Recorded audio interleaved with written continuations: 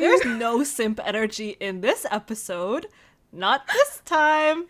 Okay. Oh boy, did we lie. Let's just talk. Okay, so, to start off on a note that we were talking about last week, we talked a lot about the music, right? We can't talk about the show without talking about the music. Agreed. So, yeah, for me, the music is such an iconic part of this show because I think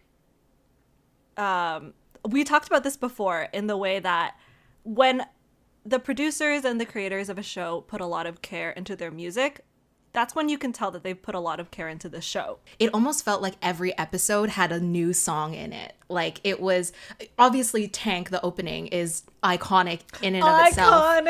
But I was really impressed at just how many sort of different, like, subgenres of jazz they kind of weaved in and out of throughout through every episode. And Yoko Kanno she also scored another anime called Kids on the Slope, it's literally an anime about jazz.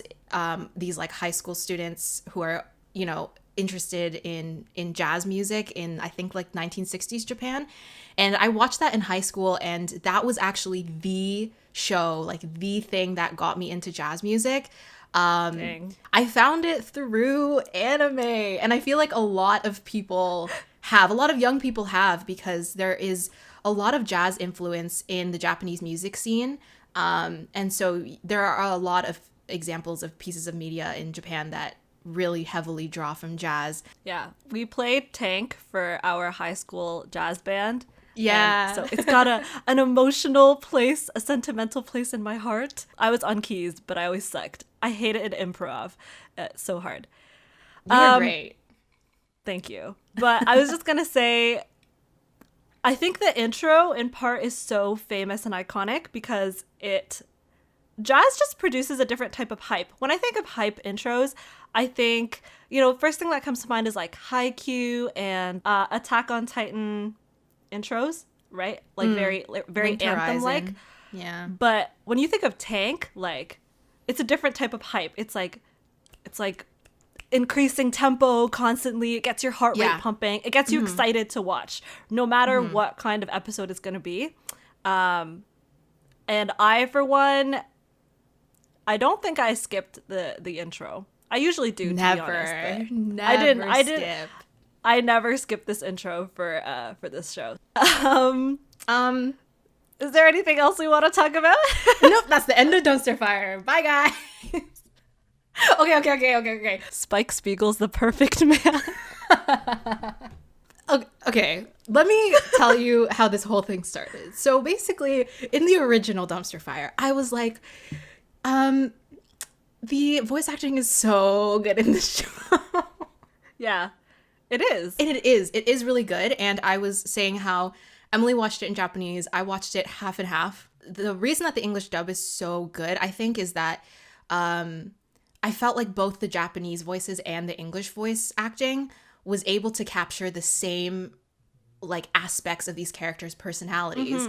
And I was specifically referencing Spike's English voice and how I really liked it. That's the one that I remember more. And I was kind of saying how like Spike has a good voice, okay? And then you were saying that he also had a good voice, and we were like, yeah. Yeah, we were saying how the voice actors do this thing where they speak with like a drawl so that it sounds very laid back, and we said it sounded very flirty.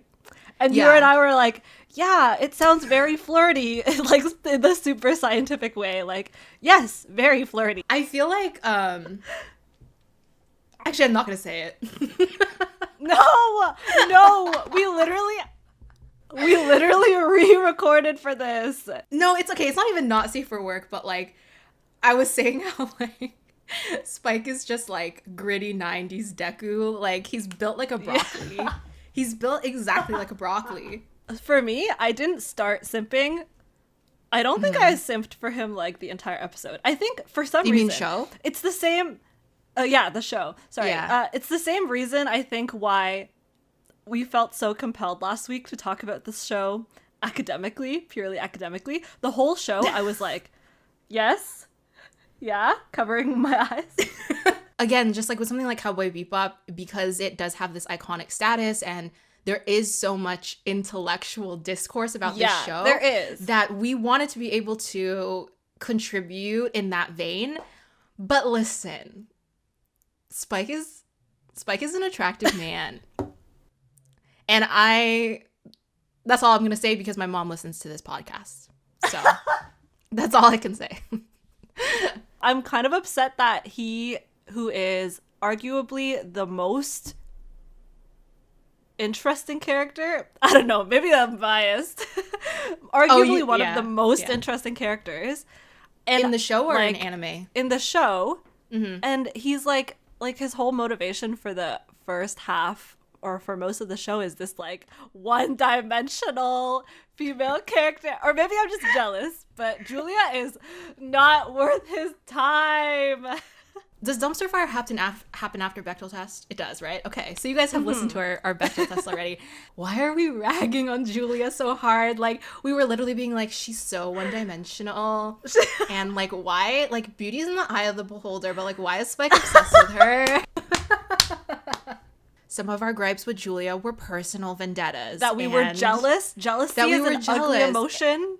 Jealousy is an ugly emotion, and we are not here for that girl-on-girl hate, okay?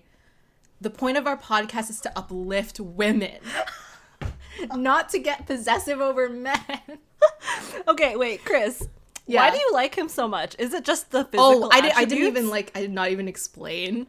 I don't know, to be honest. I think that like he's just very much in that archetype of characters where it's just like he's kind of just really cool, calm, and collected, and also very competent, but he has like a certain like charisma to his character as well.